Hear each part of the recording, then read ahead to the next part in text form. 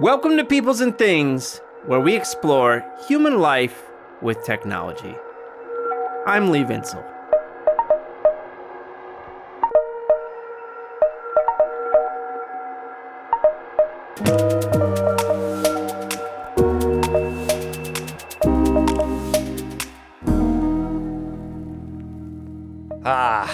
We got a good one for you today, a real good one. I mentioned this book in a recent episode with Julian Myland on the role of law in the video game industry, and I've been really looking forward to getting this episode out there. The book we cover today is Kate Epstein's Analog Superpowers: How 20th-Century Technology Theft Built the National Security State. I guess that title also suggests that breaking the law has been important for the development of technologies, and I totally believe that is in fact true. In Analog Superpowers, Kate examines how both the British Royal Navy and the US federal government pirated a system of military sighting technologies invented by two British inventors, Arthur Pullen and Harold Isherwood. The inventors sued both governments, invoked secrecy, citing national security concerns. Kate uses this story to investigate a tension in the heart of liberal capitalist nations, a kind of developmentalism that Kate follows David Edgerton in calling liberal militarism, in which the expansion of state capacity and military power sometimes trumps supposed values like individual rights and free markets. One thing I love most about Kate's work is her serious archival digging and her high standards of analytical rigor. As a young scholar, I was lucky to have mentors and older friends, people like David Hounshell, Stephen Usselman, and Arwen Moen, who embodied a spirit of seriousness and gravity about what good evidence and robust logical inferences look like, and what kinds of standards of excellence we should expect, most of all from ourselves, and also from others. Kate's like that too, and sometimes I almost feel like she's from another age, an old soul, as one of my favorite Too Worn Out t-shirts says. And thank God we have people like that around. Kate also writes some fascinating, probing, and challenging essays for outlets like American Purpose, Liberties, and Persuasion, including on topics like how our political identities and desires can lead historians and other scholars to bend or even just totally seemingly give up on the truth. I had a lot of fun talking with Kate, who is a peer, but also, as my words just now suggest, someone I look up to in various ways, and I'm excited to bring her to you folks, my brothers and sisters of the P&T. You should be excited too! Hey y'all, get excited!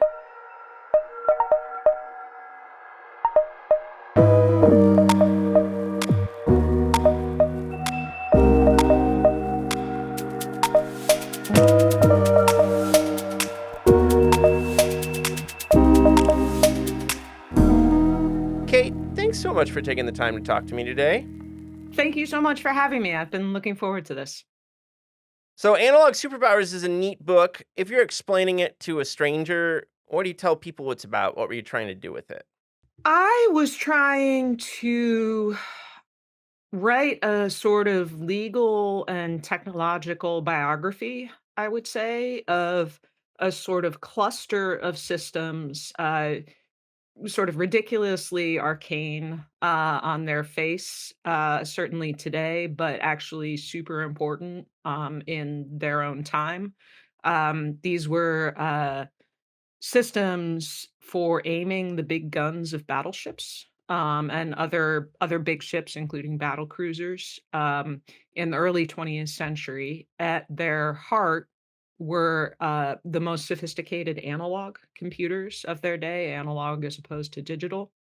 And what really drew me into the story was interest in the kind of intellectual property issues that developed between both the British Navy and the American Navy on the one hand, and defense contractors on the other, as well as the questions of kind of national security secrecy that came up because this technology was incredibly secret and sensitive for reasons of national security.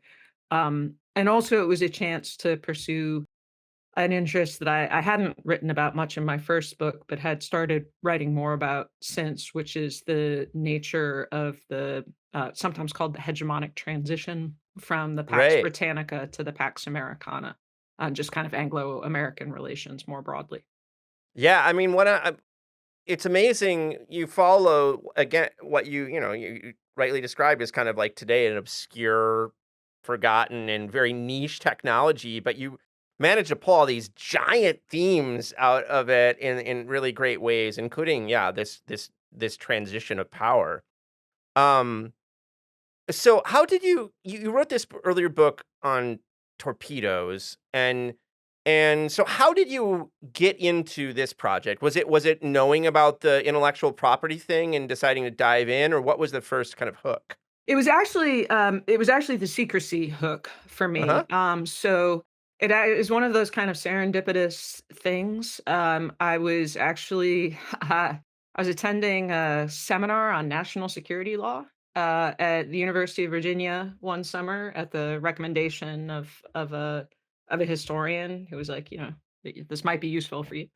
And one of the assigned readings, which I don't know that I ever would have read otherwise, was a law review article on the history of the state secrets privilege, which is this privilege hasn't been in the headlines like as much lately, but there was a while there, maybe about 10 years ago, where it was in the headlines a lot. It's this privilege that allows, or that the US government can assert to withhold evidence from both plaintiffs and a court um, on the grounds that disclosing it would endanger national security secrets. And the author of the article, who's one of the leading scholars of the state secrets privilege, is a guy down at the University of Texas named Robert Chesney. And there was this, he was just going through kind of the precedents and how the privilege had evolved over time. And I saw this reference and one of the footnotes to this case called Pollen and Isherwood v. Ford Instrument Company. And I was like, what on earth are Arthur Pollen and Harold Isherwood doing in American legal history in the 1930s? Because I had actually learned their names when I was doing my first book. There's this wonderful, difficult, challenging, but really superb book by a historian named John Sumida, which had placed Arthur Collins and Harold Isherwood's system for aiming the big guns of battleships kind of in political economic context. And so I knew these names from like pre World War One British naval history. And here they are popping up in 1930s American legal history. So I naively thought that I would write an article. uh, Yeah. Yeah, and not a deep, I was very, like, yeah. yeah, I was tricked, and Nice. horribly misled, and then it was gonna be a book just about, like, the American story, which, as I started digging, I was like, "Well, this isn't an article, but I think it's a book, like, just on the the story of pollen and Isherwood's invention in the United States," which I realized actually went back to World War One. But then, and I was just gonna like have kind of like deal with the British side early and then move to the American. But then the more I dug into the British side, I was like, like I think I need to do this too. And what really fascinated me on the British side was when I started finding um, that the British government had actually asserted the British equivalent to the state secrets privilege in when Pollen and Isherwood tried to recover compensation for the theft of their system by the British government. And so in Britain, it was then known as Crown privilege. It's now called the public interest immunity, but very similar issue arising of like these two defense contractors argue that the government stole their system and infringed Yeah, patents. They want to recover compensation, and both governments say, "So sorry, like you right. can't have the evidence that you want to try to prove your case." And so that was what it's really for me like It's the law, the political economy, that really Yeah. kind of suckered me Was in. law a big part of your first book, or was it It is that was, yeah, yes, but it was, if I could, I'm still proud of my first book, but there are some things I would do differently about it now. sure. If I could go back in time, and one is that I really only kind of realized that legal history was like a thing pretty late in the process of researching it. And what really kind of like I stumbled backwards into that book, which was my dissertation. I was just like flailing around for a topic. I did not have a burning desire to learn more about torpedoes. And someone was like, "Hey, haven't seen much on torpedoes, go figure." And I was like, "All right." I was in the military history program, and Okay. I was like, "This." I had meaning of life questions, and I was like, "Maybe this is like a manageable vehicle." And so I started doing it, and was really not quite sure like what my thesis was. Um, but actually, what my kind of eureka moment was actually reading these incredibly tedious contract negotiations between the U.S. Navy and its lead torpedo supplier, and I was like, "Oh my god, they're arguing about intellectual property rights." Um, and then I was like, "Now this is interesting to me." And so that was, yeah. So there's a lot of stuff Yeah. on kind of IP and national security secrecy in the first book. Okay. But I Cool. did a lot. I think I didn't, like, do enough reading in, like, the law review literature, and so, like, I was much more intentional for the second book, than I had been for the first book. Right on.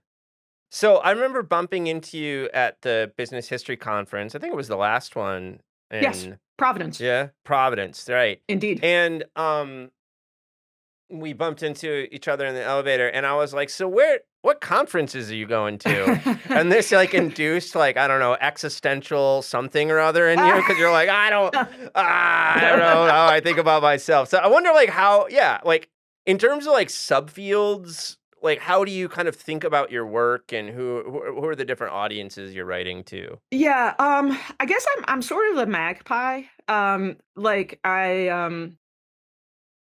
I have a foot, I guess, in a bunch of different subfields, just because the kind of historical questions that interest me, just don't confine themselves to particular subfields. So I would say, yeah, one foot in business history, and the BHC, which I don't go to every year, and I actually hadn't been for a while. But I got to that like when it was in Philly. Back, I don't know, like 2015 or so, and I'd really liked it, and, I really liked it again in Providence, so that's one that I go to. I go to Schaefer, more often, probably, Society for Historians of American Foreign Relations, Okay, um and, I've been to SHOT, a couple times. I haven't really been involved in the History of Science Society. I did once a kind of presentation that was cross-listed between SHOT and HSS. I really like the American Society for Legal History. The couple times that I've been, like, kinda like the BHC, it's just, like, a lot of smart, interesting people working on questions that I am really fascinated by. Um, and then I don't really go anymore to SMH, the Society for Military History. but that's where you started. That's where I started. Yeah, but Yeah. I've like Mae West said, I was Snow White, but I drifted. Um, so Yeah. I drifted. um What kind of so what are the archives or like what are the source base for this book? Like what was the main research you did for it? Um, so it was a bunch of different things. I would say the archives that I probably spent the most time at were the National Archives, actually the downtown DC branch. Okay. They have most of um, the Navy papers up until World War II. I think it's a similar break for the Army, which I didn't do much at all with for this book. Um, But so I did a lot in kind of the Navy archives. You have to do this stuff, not enough naval historians do it. You actually have to go into the bureau records. You can't stay at the level of the general board or the secretary of the Navy, because that's not where the real action was happening. Uh-huh, uh-huh. I mean, some real action was happening there, but you Sure. have to go deeper if you want to understand the evolution of the policy. And I did a lot of time at the PRO, the Public Record Office, the British National Archives, which holds all of the Royal Navy's records, um, the Treasury's records, which actually, for complicated bureaucratic reasons, provided the legal forum that Pollen and Isherwood sued in, the Foreign Office, some other stuff. Churchill Archive Center in Churchill College, England, Cambridge, excuse me, which is just a really rich collection of well, the pollen papers, quite centrally for me, but also British scientists and naval officers, all sorts of good stuff. And then back on the American side, actually, one of the things I did, which I had not done for my first book, because it just didn't occur to me, was to think, there's probably a documentary trail behind a published patent. And indeed there is. And those records are held out at Kansas City, the Kansas Oh, City okay. branch of the National Archives. They're amazing. Like they're incredibly rich. It's not just the patents, like the process of negotiating the specifications and the claims, but also actually the interference files, which are interferences are basically priority disputes in the American system. And then I also did a lot for this book that I didn't do for the last book with legal files. So, like case files. So, not just seeing the published court ruling, but also like the motions, the briefs, sometimes transcripts of hearings, which are wonderfully rich. And I also did a lot more with the Department of Justice files this time, which are held out at the College Park branch of the National Archives. A lot of digging. I think that Yeah, a just lot what of you did digging. there. A lot of That's digging. awesome. Yeah, I like archives. They're Yeah, I really I think they're really important, and I really enjoy the process. that's great. I wanted to ask you about a couple of the kind of big themes before we kinda, like, get into the heart of it. So one thing that you're doing in your book and you talk about is that there's a kind of I think you call it a chasm between kind of like IP history Yeah. and national security history. Yeah. And you had this wonderful line that I didn't write down in my notes, but I sent to a friend, um, which was about actually maybe I have it right here. Yeah.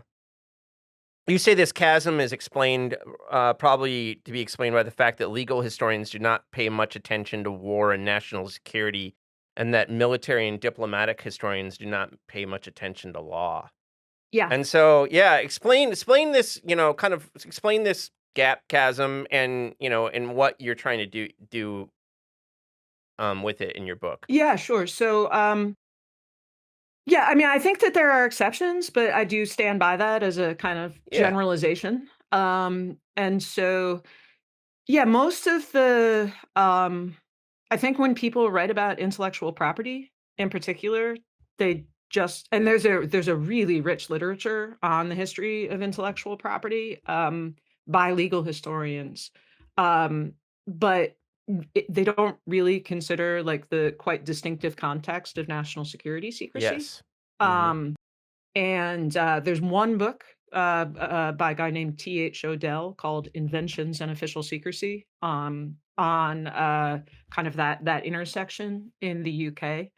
Um, there's nothing like that book on the American side. Like there's things that kind of touch on that intersection in the US, but no one has kind of like tried to do it systematically on the American side the way Odell did. And Odell, it's a really solid book, but it's also, I mean, it's a huge topic and it was kind of like a Right. first stab.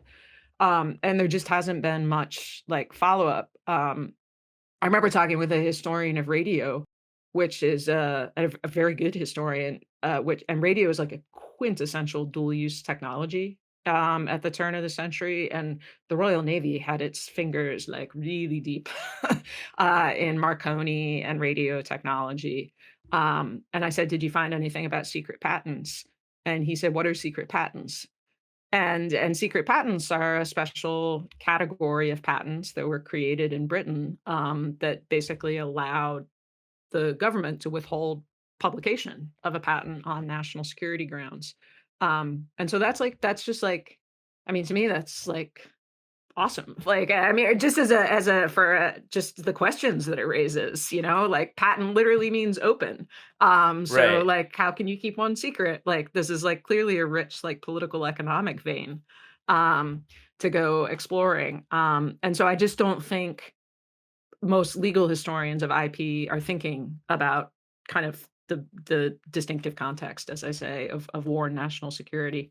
Conversely, um, I think that there are diplomatic historians who think about law, and who think in different contexts. I mean, that like Mary Dujak, would probably be like at the top of that list, who's written a lot about kind of law and U.S. foreign relations, and not actually really particularly in the context of international law, although of course a number of diplomatic historians have written about international law, but they don't look at IP specifically. Um, and in fact, the only book that I can think of that really does is Christopher Beecham's Invented by Law, which and he's not a foreign relations guy. I mean, he's a legal historian. It's a terrific book, but he's looking at kind of the transatlantic journey of Alexander Graham Bell's patents. Um, and diplomatic historians are not military historians, and military historians, I think, are just incredibly parochial when it comes to thinking about law, Yeah. and often, will kind of gesture in the direction of broader context, but it's the gestures are often quite superficial, and you really need to dig deep if you want to be taken seriously. And I don't know that if I am taken seriously, but I did Yeah, dig yeah. deep on the law stuff. So Yeah, and so the other thing I think that sets up, the other thing I wanted to ask you about, which is, this kind of notion of liberal militarism, yeah, and and, it seems like an irony that these very liberal countries like the United States and UK have these giant militaries. Maybe it seems like an irony, and yet there is kind of like a fundamental tension around secrecy here, right? I mean, is that yeah. part of what you want to say about liberal militarism? Yeah, so that concept I owe to David Edgerton, Uh huh. well-known historian of technology. And he's written a lot about it. I actually my favorite statement of his on the subject is from the New Left Review, although he also has he developed it in England and the Aeroplane and in subsequent work. And it's meant to be kind of jarring in the same way that like the concept of a secret patent is jarring because we just kind of so often imagine liberalism and militarism as kind of, in tension with each other. And he's saying, no, actually, these can complement and strengthen each other in some interesting ways. And I think he's right. But I also think that, and this is his argument, which I think I've taken developed, is that the liberal form of militarism is quite distinctive. It's about a switch from manpower intensive war to capital and technology intensive Mm-hmm. warfare. Nice. And one that's him where I think I've come in is to say that there's a way in if you're gonna do technology intensive warfare in a liberal society that has commitments to liberal norms of property and contract, even if those norms are, observed in the breach sometimes, but that they have rhetorical and ideological power, then you're going to want to procure your advanced technology, at least in part from the private sector, to avoid statism and a command economy. But when you procure it from the private sector, that's going to raise tensions around secrecy. And if you're investing as the state during the R&D phase rather than buying a finished product off the shelf, it's also going to raise questions about who owns the intellectual property rights. So there's so what I got interested in is, liberal militarism as Edgerton develops it, the principal targets, victims of it are actually overseas. In Okay. really, Yep. and so like if there's a quintessential example, I think, of liberal militarism for or expression of liberal militarism for Edgerton, it would be colonial air policing. What I'm saying is actually you're getting liberal militarism actually directed against defense contractors, in the kind of metropolis, not just on the periphery. So I think I'm sort of switching the geographical location Oh, that's interesting. and the Yeah. expression of the liberal militarism.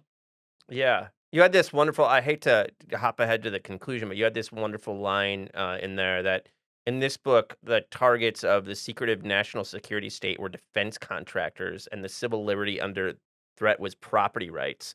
And I should have contextualized that by saying we have this whole literature on this earlier period and kind of illiberal movements by the US state, but it's usually like, Red Scares Yeah. and kind of activists being put down, and it's like, well, they're also like taking away the liberties of these like intellectual Yeah. property owners, right? Yeah, and I But was we like, I mean, I'm a yeah. little uncomfortable with that, but I also don't know Right. how else to read the evidence, kind Right, of. right, right, right. And, because I think for, the left, broadly speaking, property rights are not seen as a civil liberty in the way that freedom of speech, freedom of assembly are seen Yeah, as civil liberties, even though they once were, kind of in the liberal tradition.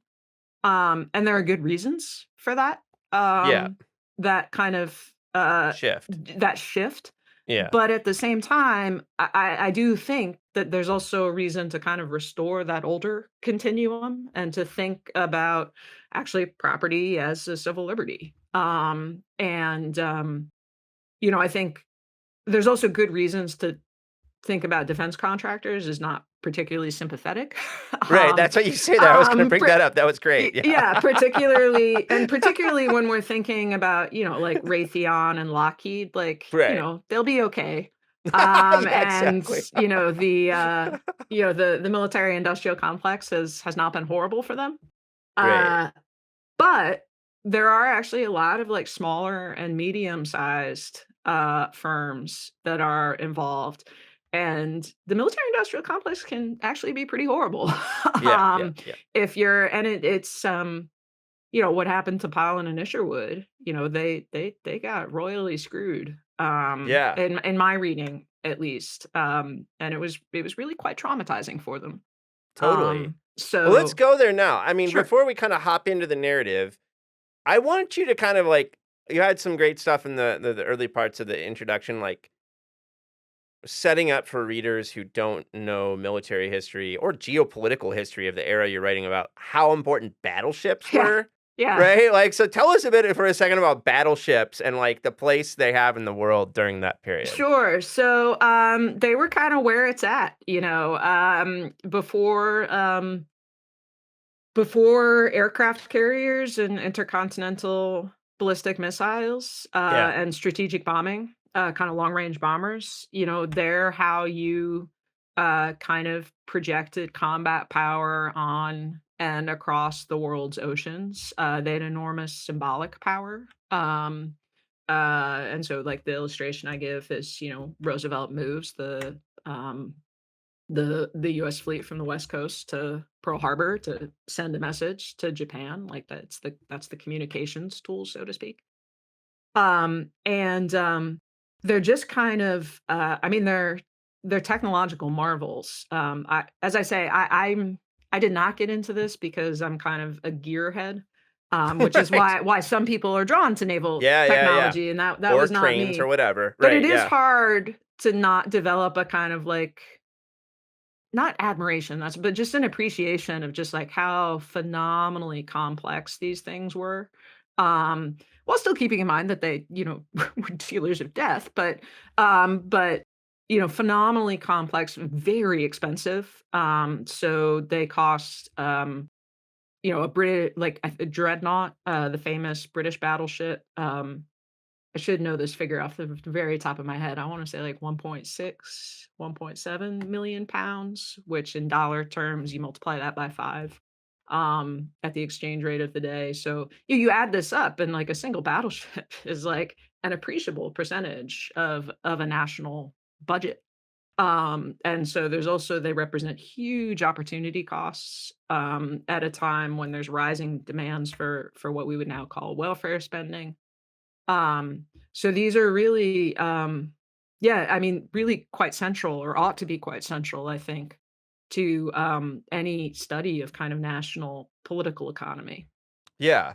And there was this central technology at this point of transition that we referred to earlier, right? This kind of like handoff between the UK and the Yeah, US in yeah. terms I of mean, national dominance yeah, or they were. I international mean, dominance. they'd kind of battleships, kind of took a while to emerge in their what we would think of as almost like their classical, kind of late 19th century, early 20th century form. Um, but yeah, but they were battleships and actually battle cruisers. The vessel behind me is HMS Invincible, which was a battle cruiser. Um, uh, yeah, they were, I mean, the premier, kind of asset, I guess you could say, within a navy. They were under threat from all sorts of directions, not least the advent of the torpedo. But they still kind of reigned supreme. I think, and funnily enough, I actually think they reigned more supreme in the public imagination than they did in the imagination of many naval officers who kind of understood that there were some real challenges to the supremacy of the battleship. Um, but um, but yeah, but hugely important, and that their primary weapon system was their guns. Um, Yeah.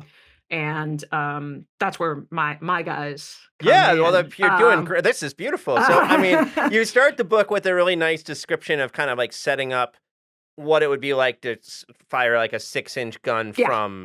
from a beach, Yes. Yep. and how we have to obviously have to lead the ship that you're Yes. and you even set up a nice high school math problem people can solve. But then you like say like, all right, well now let's put this gun on a ship Yes. that's moving all over. This is Yes. not a simple, problem of how to aim the gun in such a dynamic environment where both ships are moving all over the place. Exactly. So set us up then. Like your guys are Arthur Pollen and Harold Isherwood. Like what do they do to try to like deal with this issue? Yeah, so they also kind of, I think, got sucked into it by accident, and didn't realize what they were getting themselves into. Pollen had relatives. They were both civilians, but Pollen had relatives in the Royal Navy, and he got interested in what becomes known as the fire control question, the question of how you control the fire of naval guns. Um, Round about 1900, and Isherwood was an engineer at the company that Pollen served as the managing director of the Linotype company. And Linotype is actually a really interesting story in and of itself. Um, but it was for printing newspapers, and very complex, very precisely engineered machinery in its own right. And Linotype also produced scientific instruments as well. So they had actually this kind of fortuitous placement, in a way. If you're going to get interested in naval gunnery, that's actually not a bad place Hmm. to be at when you get interested in it. And they started. Pollen, I suppose, had in some sense had the advantage of not being burdened by knowledge of what anyone else was thinking about it. So he sort of decided to start from scratch, which to him meant, let me try to understand the mathematics of the relative movement of two ships. Um, and he brought in Isherwood at a very early stage to start studying this problem. Pollen was not sort of technologically inept, but at all. But Isherwood was the engineer and designer. And were they And doing this in their free time, or was yes, it yeah. yeah, yeah, doing it in their free time. They don't have a Mhm. firm. This is just Yeah. like it's a side gig, as it were. Right. And what they realized from a very early stage in studying the mathematics of relative movement is that this is a calculus problem, not an algebra problem. And the reason they arrive at that conclusion, and the reason it matters is because it makes the mechanics of working out a system to solve these problems a heck of a lot more complicated. Um, but so basically, what they realize is, and here's a bit of technical stuff, but not much, I hope, is that ships are moving to relative to each other at a certain range, which is the distance, and a certain bearing, which is the angle between them. And those ranges and bearings are changing at a rate, in the same way that like a car is moving at a rate or a speed. And if those rates were constant, that would be lovely because then you'd be dealing with the equivalent of speed. And you would basically just be able to use multiplication and division. But what Pollen and Isherwood realized very early on is that those rates are changing from instant to instant.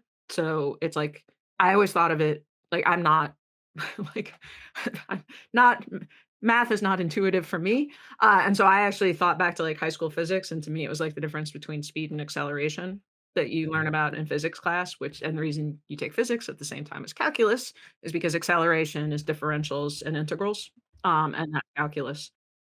So, what Pollen and Isherwood realize is that from a very early stage, they're going to need some sort of instrument that can solve for instantaneous and infinite time, uh, differentials and integrals, not just essentially a straightforward clock, which can run basically change the range or the bearing by a constant amount per second. So that becomes the kind of the task that they set themselves is to build some sort of system that can do this. And they also realize very early on that they want a degree of accuracy and precision that no one else was thinking in terms of at the time. Um, Naval officers were thinking about fire control, but they were generally quite happy to make do with sort of rough and ready methods to engage in what we would now call data smoothing. So basically, to pretend that instantaneous change wasn't really instantaneous. um, but Polynesia would say, no, that's not going to work to hit under the challenging conditions of relative movement that are likely to arise in combat. You're going to need maximum precision. That gets them interested actually in gyroscopes because they wanna work with bearing readings that have not been corrupted by yaw, which is the kind of corkscrewing motion that a ship makes as it moves through the water.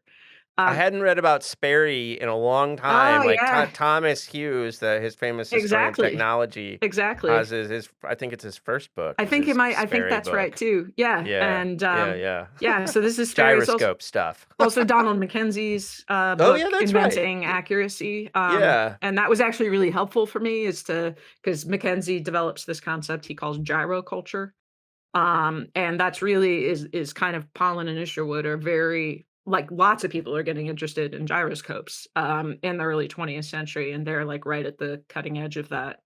Um, and then they also get really interested actually in telecom because they realize you're going to need very quick transmission of data, um, both kind of to the system in the bowels of the ship that's going to perform the calculations, and then back out to the turrets and the guns. So there's actually an electrical engineering kind of component to what they're doing, and not just a mechanical engineering component. So they end up creating what, in retrospect, we would call an analog computer, right? Can you tell Correct. us a bit about this? Like, what is this thing and Well, what's it this do? so this thing is it's actually there's a picture of the kind of pirated American version of it in the bottom cover of my the bottom image on the cover of my book.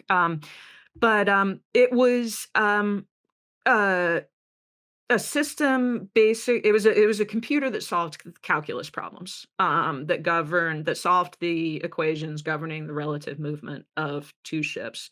Um, at its heart was something called, by various names, a mechanical integrator, a disk and roller drive, a variable speed drive. These were, well known in the art. There's some that are regarded by computer historians as kind of landmarks in computer history. One was Lord Kelvin's harmonic analyzer, for predicting the tides. Another was, Vannevar Bush's and Harold Hazen's differential analyzer at MIT, in the late 1920s. And, basically, the way they work is you put a ball, in contact with a rotating disc, and then you have the ball drive an output shaft. And because, the is actually or any point is moving faster, the farther away it gets from the center of a rotating disc, you can actually mimic a changing rate. Okay.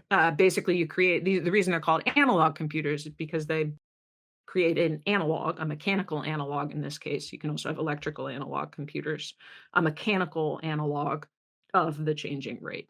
And so Isherwood um, interconnected 4 of these, integrators. He actually, overhauled Kelvin's design. Kelvin was on the board of the Linotype company, Okay. so they Uh-huh. knew him, but, Kelvin's design was, suffered from a problem known as slippage. I don't this may be too much detail, but it Oh, was, man. basically the ball would jump Yeah. from, from point to point on the surface of the disk when you wanted it to kind of roll perfectly.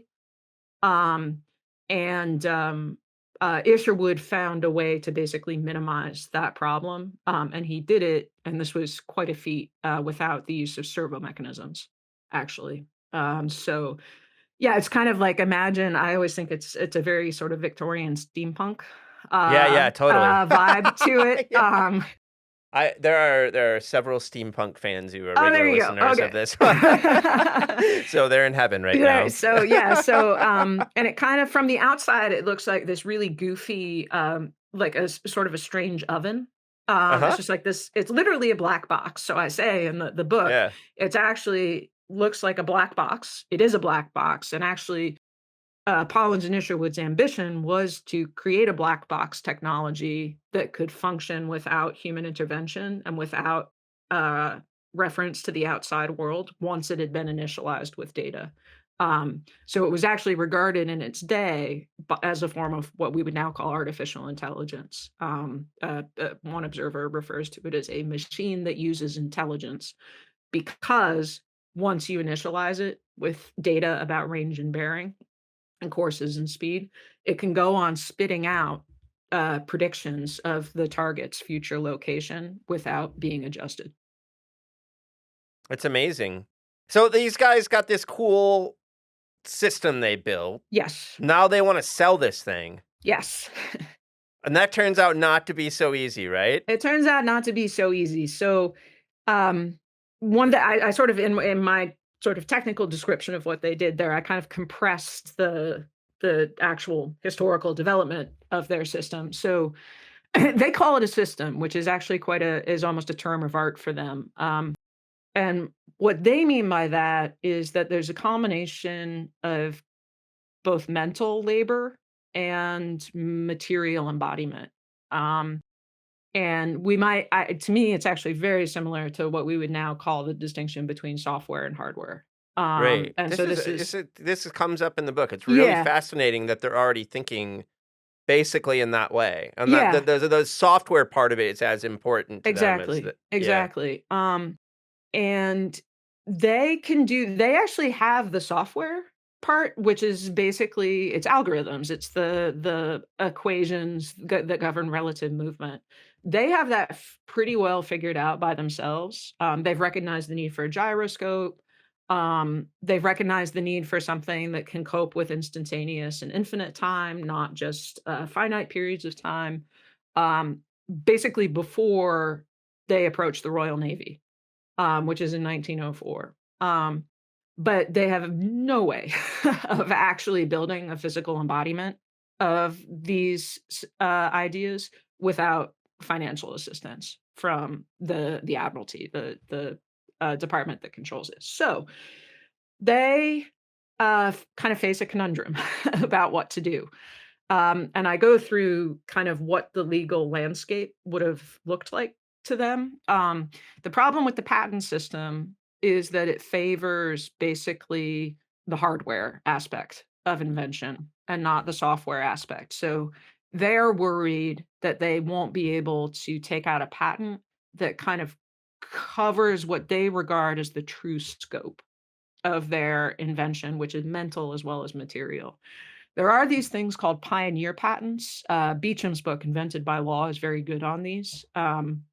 Pioneer patents were also sometimes known as master patents. They allowed people basically to cover the mental as well as the material. The problem is, as Christine McLeod has shown, you had to carry out basically a publicity campaign to establish yourself as a heroic inventor in the minds of the public and the patent office. And a publicity campaign is not compatible with national security secrecy. Right. um, Yeah, so, um, right. so then there's also they can't get a pioneer patent. They could take out secret patents, but secret patents don't allow you pioneer scope. So secret patents cover the national security secrecy part, but not the true scope of the invention part from their perspective. So what they settle on, which has its own risks, but they think it's kind of the least bad option under the circumstances, is what we would now call a development contract. But there wasn't any such thing at the time. The British government was accustomed, if it was dealing with the private sector rather than developing things in public arsenals, um, it was accustomed to buying a finished product off the shelf. It was not accustomed to being basically told, "Hey, we've got a cool idea, but we need some help in the R&D We need phase." capital. We Yeah. need exactly. And so what Pollen and Isherwood did, and I went through the archives on this very carefully, is to basically negotiate with the Admiralty a definition of their invention, which is basically what they would have gotten, or is comparable to what they would have gotten in a pioneer patent, which is to say these guys have done more than just um, or the core of their invention is not going to be any particular reduction to physical form. It's their kind of it's the algorithms. It's the software. It's the way they've conceptualized the problem and pointed the way towards a variety of possible physical reductions to material form. And so that gets written into this contract that they negotiate in 1906, and for complicated reasons I get into in the book, will end up signing in 1908. And so then you have this character, Frederick Dreyer, show up, this Yes. naval officer, who kind of creates a knockoff that, Yes. a yeah, a piece of piracy that takes the idea. And I mean, one of the fascinating things, not only in the when you first introduced Dreyer, but kind of follows through the book is it's liberal militarism, liberal capitalist economies, but these are also navies that are Yes. very have their own traditions and Exactly. and the fact that Dreyer's a kind of insider Exactly. is part of what creates a problem for them. So I wanted to hear, tell us a bit about Dreyer's story and the knockoff. I mean, you talk about rigor throughout the book, but this is one of the chapters where you're like, you need Yeah. methodological rigor to spell this out. So what was particularly required rigor to kind of get at this story? So Dryer first and then to the Yeah. rigor. Yeah. So Dryer's a complicated guy. He was a very able gunnery officer, in terms of what was required to be a good gunnery officer, in the Royal Navy. Not an idiot at all. Um, and essentially operating within the tinkering tradition, I would call it, within the Royal Navy, which was quite a distinguished tradition. They got lots of good kind of incremental improvements to technology from officers who had kind of a technical bent to them. And you gotta remember these guys are like the Royal Navy is, like, hyper technological. I mean, it's got Yeah, like, right. when you think of all the technology that's on a ship, like, it is super technological. Um, and so Dreyer kind of starts tinkering with fire control, um, but without going, like, too much into the blow by blow, he gets interested in the question, um, and pulled into, but also probably pushing himself into, uh, basically developing a kind of on the fly system to compete with Pollins and Isherwood's, in trials at the end of 1907 and early 1908. And Pollen immediately, insinuates that something untoward, has occurred, that his ideas have been passed to Dreyer in some way, which indeed they had been, and that this basically violates the contract, which says it's his ideas are part of his invention, not just the reduction to material form. Um, and I think Dreyer, who up in my read of him is that up until that point, like, he had never had delusions of grandeur. He was, like, content to work within this tinkering tradition.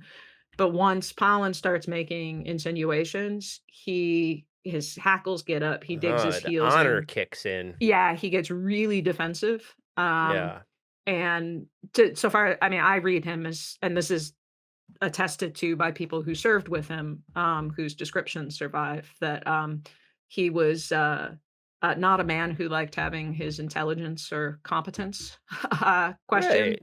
Well, I mean, it really is an honor tradition in It these is. naval circles, It right? I is. mean, earlier, I don't know when duels Yeah, stopped, yeah, but yeah. like, right? It is an honor tradition, but that said, like, there's a lot of officers who are, like, really jazzed about what Pollen and Mhm. Isherwood are doing and, like, have Mhm. no problem with the concept that, like, the Navy might have something to learn from civilians. Yeah, yeah. No, But I there just are meant him being questioned in that way, Yeah, like, would set absolutely, him but off.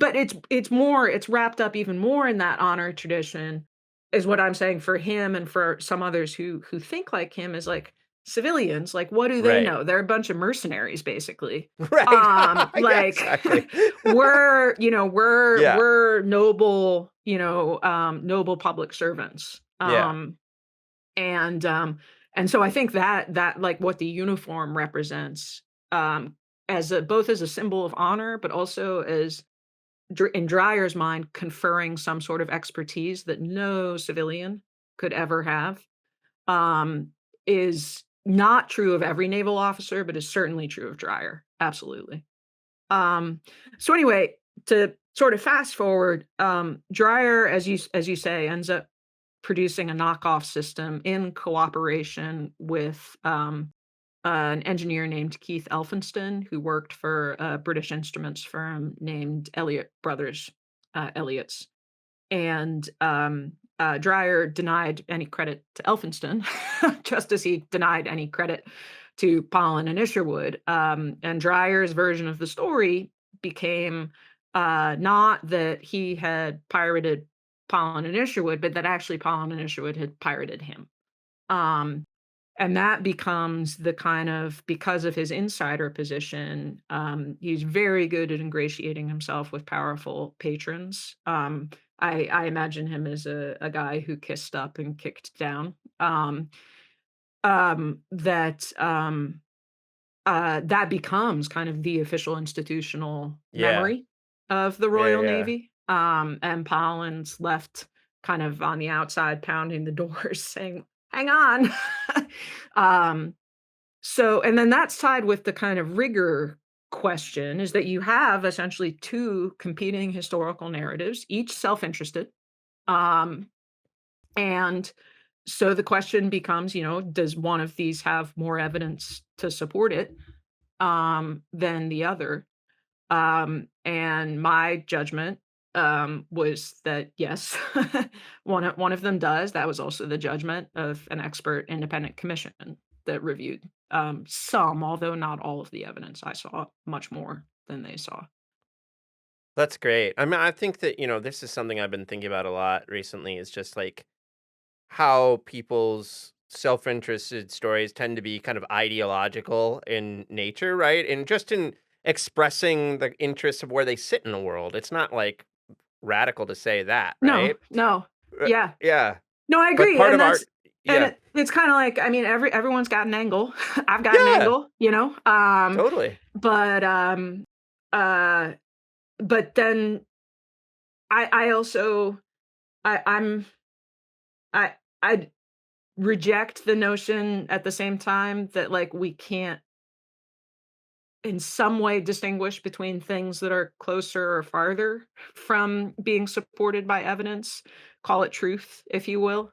Um, and I do think that it's, I don't if you take that perspective to its logical conclusion, then, the book I've just written, the books that any historian writes are just kind of ideological in nature and, don't correspond to any sort of evidentiary base outside the historian's own mind. And I think they do.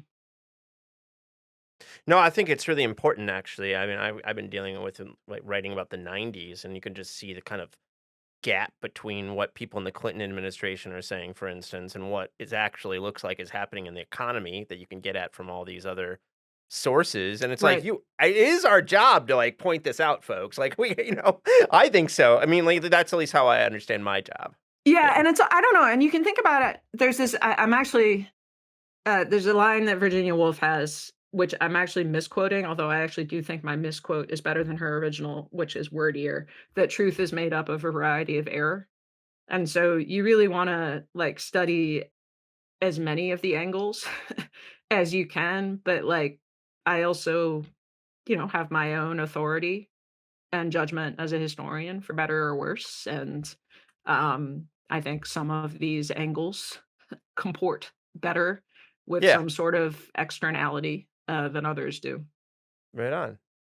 And so bring the US, like get the US. I mean, I want to say I say this with not too many books on this podcast, but this is an incredibly deep and rich book. And so there's no way in hell we're going to cover all of it. That's okay. It's like I'll bring in my friend and mentor Steve Usselman at some point to talk about his book. There's no way you're going to Yeah. cover regulating railroad innovation in Yeah. a Yes. single interview, right? Yes, that is. But like bring the US. So I mean, get the US involved. They'd end up being pirates too. Indeed, they So, do. yeah, so Uh, bring so yeah, yeah. one of the kind of fascinating parallels to me is that they pirate Pollen and Isherwood in almost exactly the same way as Dreyer did, in almost exactly the same stages.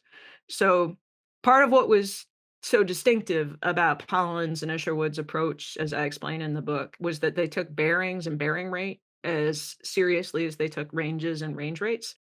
And you might look at that and think, well, that's obvious. That's the math. They're interdependent. But actually, first Dreyer and then the American Navy thought that you could basically just go straight to ranges and range rate without taking seriously the bearings and bearing rate. And both of them both Dreyer and the American Navy first come up with systems that don't account for the bearing rate. And then they realize, "Oh, no, we actually do need to account for the bearing rate the way Pollen and Isher would have." And it's the bearing rate that essentially to actually achieve artificial intelligence, you have to make them mechanically interdependent. Um, and both Dreyer and the American Navy, as their second step, figure out how to make them mechanically interdependent. So that there's kind of multiple rounds of knowledge transfer from Pollen and Isherwood to the American Navy. I traced them, um, but the upshot was that the U.S. Navy did a much more competent job of pirating Pollen and Isherwood than Dreyer had done. Um, Dryers, it was kind of like it's like it's like a cheap knockoff purse, like, it doesn't look like the real thing. Right. But it kind of, like, has some of the same functionality on the surface, but it actually, Yeah. when you dig down, it doesn't. The American system, the kind of lead pirate on the technical side was, a guy named Hannibal Ford, not to be confused with Henry Ford, and he was to go back to Sperry, he started out as a Sperry employee and then, spun off, pun intended, his own firm. And He was by kind of all accounts, a very talented engineer. But his secret sauce was that he had Collins and Isherwood's previous intellectual labor. And so his his design, I went through it quite carefully. Whether it would actually count as patent infringement, I don't know. It's that's a legal judgment. I think there's no question but that he took design inspiration, from the way Isherwood had overhauled the Kelvin design. Um, so, uh, so yeah, so that's kind of the American story, and it's kind and in many ways, it's a variation on an old story, which is that you're an inventor, you think you've got something cool, but you need to disclose it in order to get anyone to pay you for it, and that moment of disclosure always opens up the risk of being pirated, and that's like Mario Biaggioli has written about this, he's a wonderful historian of IP and science, and, um, and that's exactly what happens to Pollen and Isherwood. It's like they gotta show the Navy something, to get the money, and the American Navy takes what they are shown and basically uses it to pirate. So one of the stories you tell over a couple different chapters in the book is kind of how U.S. IP and secrecy systems change over time. Yeah. And one of the first chapters you kind of deal with this, you talk about how there are kind of barriers to the US importing other naval technologies. Like this is a general problem. And then if you had this wonderful sentence, you say, in effect, the United States' inability to import British legal technology blocked its import of British naval technology. So just spell that out for us. Like, what do the British have that the US didn't at that time that would have allowed technology transfer to go a bit Yeah. more smoothly? So in a phrase, what the British had that the US didn't have was secret patents. Um, During World War One, after the US, eventually entered the war in 1918, the Americans were very keen to kind of get their hands on, like, whatever British naval technology they could. The British were ahead, of the US Navy, technologically as a general rule. Uh, the British were in kind of a dilemma. They wanted the Americans to have some stuff insofar as it would help the British win the war, but they also everyone has one eye on the post-war world, and they don't want the Americans to get so much Mhm, that it mhm. actually Yeah. erodes Britain's position. Um, so one of the things that kind of within that dilemma, one of the other things they're thinking is that they also wanna make sure that the Americans keep secret the things that the British think should be kept secret, and, um, that's the interest of the British government. Meanwhile, British firms, um, want to make sure that they have secure patent protection in the United States for any technology, that's approved for transfer to the US. And so here you have this tension between firms that are capitalists that want to make money, and for that they want to make sure they have secure IP protection in the US, and the British government, which isn't doesn't care, at least in the first instance, about the same capitalist motives, but really wants to make sure that the stuff it gives to the United States doesn't go to Germany. So, so they have an interest in national security secrecy. So the problem becomes, that, well, in Britain, this would be easy to solve, relatively easy to solve. Take out a secret patent.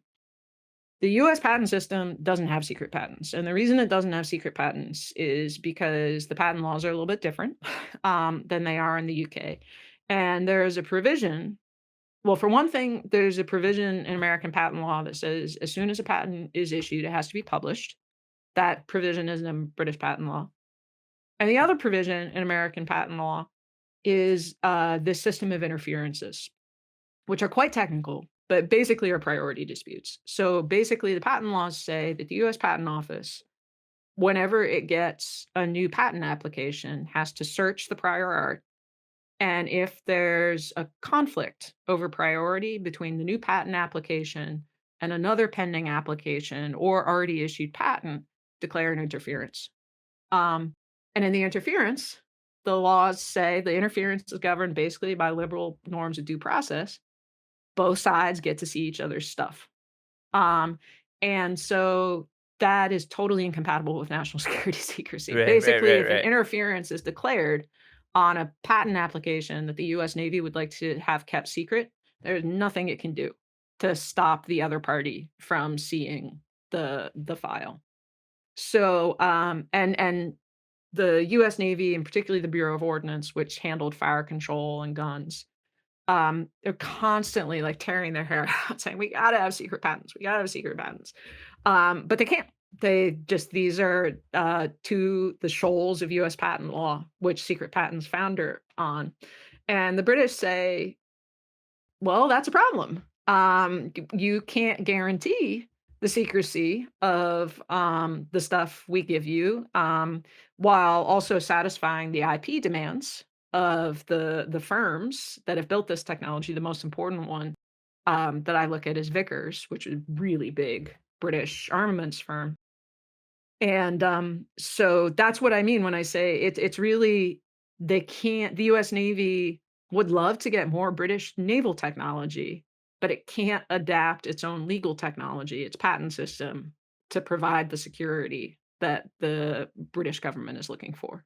And so that's what I meant when I wrote that sentence. And what ends Yeah. up kind of breaking the logjam in the case of this one piece of Vickers technology that the US Navy really wanted was, like, absurd. It's that the Royal Navy is like, "Hey, this Ford fire control computer seems really cool." And they don't realize that this Ford fire control computer is actually pirated from the Pollen Isherwood fire control Right. computer, which they kicked to the curb in favor of dryers. So, Yeah, no, there's some delicious ironies in this yeah, book for sure. it's really dumb. But there you have it. So, I think that one of the things I wanna kind of direct listeners to is I think that one of the moves you make throughout the book is that you're taking these things that we kind of know of as post World War II Cold War history and Yes, shifting them earlier, right? I mean, so yes. you have a couple chapters about the military industrial complex, and you're showing like that thing is already well underway in this kind of interwar period. Even the whole thing, literature on secrecy. I mean, like you can think of like Alex Wellerstein and others who've written about Cold War secrecy and nuke stuff. You're saying, oh, there, as we've already been talking about, there's all these secrecy issues in these earlier periods. Yeah, Um, but why don't I mean, just to kind of like give this kind of discussion a kind of cap, why don't we talk about the World War II story briefly sure. and kind of like US reform? So there's a state secret reform that goes on, right, during this Uh, like I don't know if I would call it a reform. It's okay. really that they try well, continue the question. I'm not sure what you meant by reform. Yeah, well, Sorry, I I mean, there's a shouldn't have interrupted. change. There's a Okay, change. okay. And yeah, I mean, I wanted to hear about that. There's also this continuation of British military knowledge, like coming over, and there's this papering over of the piracy of Pollen and Isherwood earlier. So Yes, there's a lot going on in this kind of World War II moment. So why don't we kind of yes. like yeah, Yeah, so there's a couple of things that I try to unpack there. One is to show that as you kind of alluded to just a moment ago, that kind of US nuclear secrecy has this it doesn't like spring forth fully formed like Athena from Zeus's head in 1940s in the 1940s. It actually is built on precedents and in some cases like the same people, most importantly this guy Robert Lavender, who, basically cut their teeth on naval contracting cases. And so one of the things that I think is interesting about kind of shifting the focus from the nuclear moment to kind of the naval moment, the long naval moment, we yeah, might call it, is that the naval stuff makes the political economic dimensions of government secrecy much clearer, I think, yes, nice. I than like that. the Yeah, nuclear secrecy does because the government is, It's all, I mean, yeah, It's yeah. the game it's the dominant force in nuclear power, whereas in naval, there's this really rich ecosystem of contractors. Now, that's complicated by the fact, you mentioned Alex Wellerstein, he has this, wonderful article called "Patenting the Bomb" about the use of secret patents, on the atomic bomb, some of which were held by firms that the government contracted with. And he shows this was actually quite important to Vannevar Bush, the head of OSRD, to have some sort of private sector involvement in the bomb project. Um, but the kind of the question of um, ownership doesn't come up that way in the it doesn't come up in the nuclear context until really Wellerstein shows in his book, Restricted Data, until the 60s, and 70s when you get kind of the diffusion of centrifuge technology. Um, but the guy who actually was the chief legal advisor to the Manhattan Project under OSRD was this guy, Robert Lavender, I mentioned. And Lavender was a naval officer, and he was actually the Navy's chief patent expert, by the 1930s, and he's the guy who the Navy sends to the critical hearing when Pollen and Isherwood sue the US government for patent infringement in the 1930s, and he lays out basically what is going to become the state secrets privilege, in a 1953 Supreme Court ruling. But this is I call it the proto state secrets privilege because it hasn't, like, been formally established yet. But that's what Lavender's arguing, and so what I argue in the book is that you can find I mean, I document a few instances of what I say is naval information, naval knowledge as being, treated as born secret, and that's born secret is a concept from, nuclear secrecy. It's the language applied to the Atomic Energy Act of 1946. Wellerstein's book is kind of the classic statement on this and what it means. But I'm saying you've actually there's earlier examples of this in the naval context, and that what I when I say that the political economic dimensions are much clearer in that context, what I mean is the tension between the private property claims of defense Right, contractors and the secrecy claims of the government. right. So that's No, it's one. great. Yeah. Yeah, that's one thing I was trying to move earlier. And then as you say, also in the final chapter of the book, I talk about this second round of technology transfer from Britain Yeah. to the US in a wartime context, the so-called Tizard mission. Um, Well, I think we can kind of, if we go to the conclusion, I wanted to sure, talk to you about like kind of like how, like what are the kind of the take home messages? sure. And one of the ones is one of the big messages I think is related to this second technology transfer moment. Well, both of them, which is just that the US isn't a kind of catch up development. Yes. This is a kind of catch up development story as you tell it, right? I mean, To me, it is, yeah. And I know I'm going to get pushback on that argument, um, but I think it's right. yeah. I think that I think it's actually like pretty well. I don't think I raise any hackles by saying the U.S. is still a developing country. Um, Right, like, right. 'cause I don't think that's at all new. In a way, Yeah. that's like Frederick Jackson Turner. Like that's like not Right, a new right, right. argument.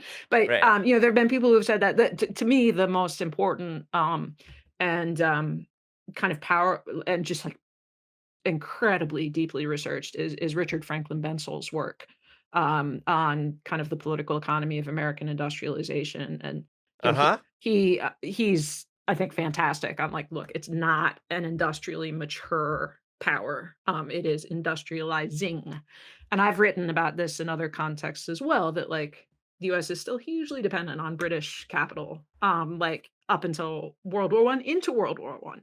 Like it is not suddenly like it has not displaced London until 1916. Um, so but what I think the part that people seem to be uncomfortable with is saying that it's catch up development, that there's like a geopolitical dimension to the development. Um, and I guess I find their surprise a little surprising, just in the sense that there's usually the geopolitical dimension development. And so, like, I'm not sure why we should see like Japan and Germany and Russia as developing and developing clearly with an eye on geopolitics in the late 19th century and not see the US as having an eye on geopolitics. And Well, the right, and imitating, like, British power yeah, in, in a number of ways, yeah, right? I and mean, the like naval thing is one. the There's naval other yeah. I mean, I have an article as well, in Modern American History saying, it's also the merchant marine, it's financial services. Yeah, Mary Bridges' Mary book, Bridges, I know you just yeah, had on, yeah. So yeah. Mary, I know, has done a lot of work on the kind of the flow of almost like British financial technological knowledge to the United States. Um, and so one of the things I guess so I'm trying to push the nuclear secrecy story farther back, but I'm trying to push the special relationship story farther forward, I see, yep, yep, in a way, and to say like the special relationship, like to the extent that it exists, it's a World War II story. And so I've pushed back in the book and in other writing against the notion of a kind of rapprochement between the US and the UK beginning in the late 19th century, which I don't wanna dismiss out of hand, like, there is a warming, but it's really important not to lose sight of, like, the very intense continuing elements of rivalry, yep. in that relationship, and I think the way the rapprochement story gets told tends to lose sight of the continuing, dimensions of rivalry. That's great. And, I mean, the other thing yeah, other things you see in the conclusion that you kinda, like I mean, we could talk about Who's Afraid of History, but maybe we can save that yeah? Yeah, sure, happy to. Yeah. I mean, you end the book with this wonderful sentence, "Institutions and nations that decline to engage in rigorous scrutiny of themselves and the world are preparing for failure." That's like a big mic drop line if I've ever seen one. Yeah, so what led you to Yeah, end the book that way? a few different things. Yeah. I gosh, where to begin? I it's partly about what I partly just about the history that I've related in the book. I in some ways, although I think the Americans were kind of ruthless thieving bastards, in exactly the way that we accuse the Chinese of being ruthless Uh-huh, thieving right. bastards. Uh, and I don't want to say that that's a virtue necessarily, but I will say I do think that the American naval officers who were stealing whatever they could get their hands on, um, were doing it with the best interests of the service in mind. Like they really just wanted to get the best stuff. And they didn't care about foreign intellectual property rights and going after it. Whereas I think the Royal Navy um, clearly had motives other than the best interests of the service, uh, that complicated its acquisition of fire control technology, and specifically, um, I the decision making and Dreyer's role in it was just deeply corrupt. Like, I don't know what other word you would Right. use for it. I mean, there Well, was there a was a kind of not invented here thing to, like, the do you know that phrase? well, I know the phrase, but, what would be the application in this Well, just context? that dryer is here, and one of ours in Oh, this yes, case, exactly, right? exactly. Yes, Yeah. we're not comfortable with, these 2 civilians, Who have the best shit. who have the best shit, exactly. And so in a sense, it's really functioning the Admiralty is functioning like a cartel, Yeah. and, Nice, quite a yeah. predatory cartel. Yeah. And, um, and so I think that in that sense, actually, the US Navy's thievery compares favorably to the Royal Totally. Navy's thievery. Um, and I also think that you can find parallels to that in kind of the state of military history today. I think the US Navy, from my perspective, is not interested in getting the finest historical scholarship that it can. The British Navy is not interested in getting the finest scholarship that it can. There are basically military history cartels in both Uh-huh. countries. Uh-huh. Um, and I am I think it's fair to say substantially persona non grata in those cartels. I think because I'm fundamentally perceived as a threat. Um, and I think I've got better shit. Yeah. uh, I think the research in this book is orders of magnitude larger than a lot of previous writing. Not all previous writing. I mean, I've Yeah. Yeah, yeah, tremendous yeah. admiration for John Semita's research. There's a historian named Nicholas Lambert, whose research I have tremendous respect. And there are a couple of others, but by and large, I do not think the standard is as high as it should be. Um, and I guess so that's partly the context I was thinking about when I wrote those lines, but then also I'm kind of I think part of what the other thing that was going on is, to switch my bird analogies from magpie. I mean, like I'm kind of an odd duck between various worlds, I guess, in that, I do come out of military history. I was in the program at Ohio State. Jeffrey Parker was my supervisor, wonderful supervisor. I did the grand strategy seminar at Yale, the infamous grand strategy seminar. So I'm a native to that world. And I do think that the study of hard power and military history is incredibly important. I do think that there is a spurious ideological prejudice against it in the academy. And I don't think that prejudice is defensible. That said, I also have no patience for military historians using that prejudice as an excuse to avoid looking in the mirror. Um, and so there's a whole genre of writings about, we got to bring war back into Oh, the yeah. academy. Sure, yeah. And yeah, I mean, I in principle I agree, but not at the cost of quality control. Like Oh like my gosh. Yeah, yeah. I just there's gotta be some sort of standard, that Yeah. isn't about politics. It's, is the work good or not according to scholarly standards? And, I don't like it when work with left-wing politics, I don't think is up to snuff, and military history is coded and somewhat problematic, but I think understandable ways is kind of small conservative or right Mhm. wing. And I don't like shitty military history either. Right, right. Like, you know, Well, you had um, a nice essay, I mean, I'll point, listeners to called "Historians Killing History," or maybe it was another one that I read this morning. Yeah, it was another one that I read. I can't remember the title of it, but you were talking about, like, both 1619 and the 1776 oh commission. yeah, that was one called The Purple Pill. Yeah, Yeah, that's that's the right. essay. Yeah, exactly. Yeah, Yeah, and I think that was just a nice example of, like, 2 different, kind of, like, diametrically opposed political positions, both kind of simplifying yeah, historical narrative, yeah, for different ends. yeah, So, and in yeah. in weirdly complementary ways, actually. Yeah, yeah, yeah. No, That I liked how you went into it. Yeah. Yeah, so, yeah, I just think there's gotta be and I suppose, like, I think that's true in politics as well. Like, it's just like, I don't know, there's gotta be some rules. And you Totally. don't get to bend the rules just because, someone's on your team Right. or not on your Well, team. I mean, I think that, my friend Eric Hounshell and I talk about this a lot. I mean, I think there is a kind of that discipline and rigor in these words that we've been throwing around in the earlier conversation. They have a form of moral self-work to them, Yeah, right? I mean, they're about like questioning ourselves. absolutely.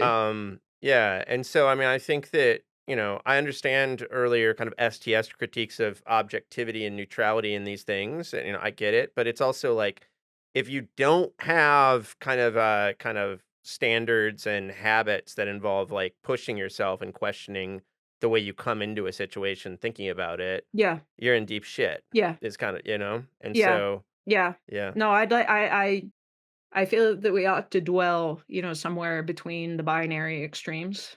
Yeah. Um, and kind of both the kind of extreme critiques on both sides, like, the kind of like, really hardcore kind of positivist critiques of like postmodernism are too extreme, but it's like, yeah, we do need some standards. And then the postmodernist critiques are like, let's not be naive about the role of self-interest. And that's a really important insight. But also, like, we do need some standards. Right, right, right. um, Yeah, and we can't all just be like eating the texts of our own tails, sort yeah. of. So, So what's do you have a next project, or I mean, this is pretty new. So are you like uh, taking a break yeah, or? like cocktails with Yeah, little umbrellas in them. exactly. Good for you. No, I, uh, I think I'm not exactly sure. I'm leaning towards actually doing a book on the Norden bomb site, Okay. which, I, yeah, I'm not, like, totally committed to in my own mind yet, but n the Norden bomb site is this very famous piece of technology from, World War II, and, it involved some of the same elements as the naval fire control systems I wrote about in this book. Basically, it's an analog computer and a gyroscope.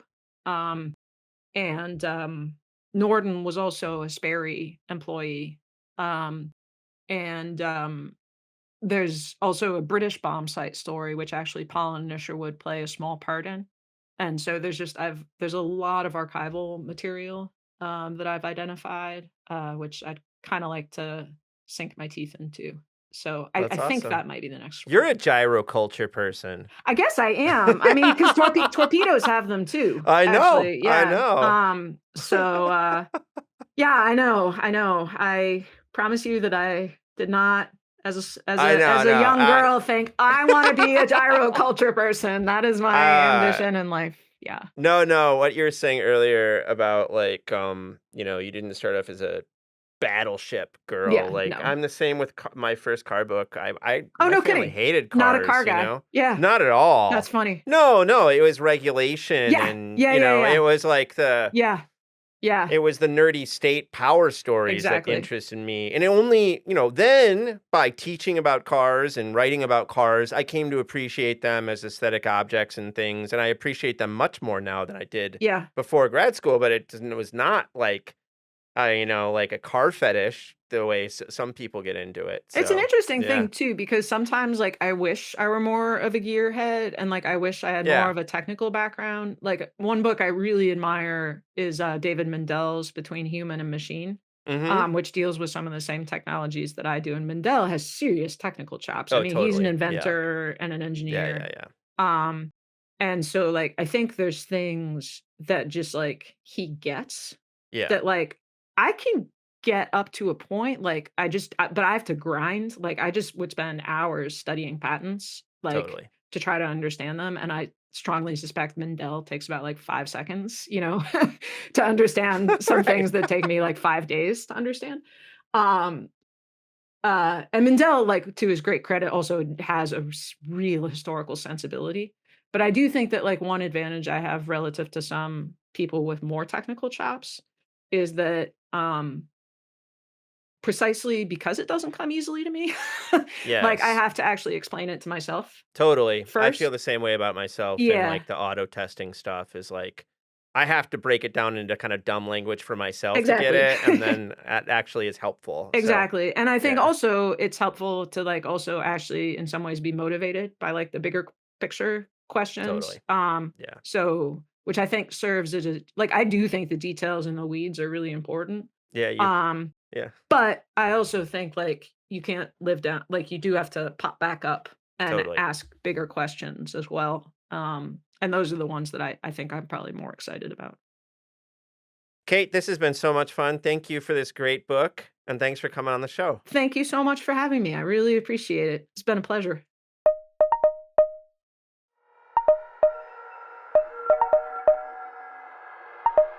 I hope you enjoyed this episode of our podcast.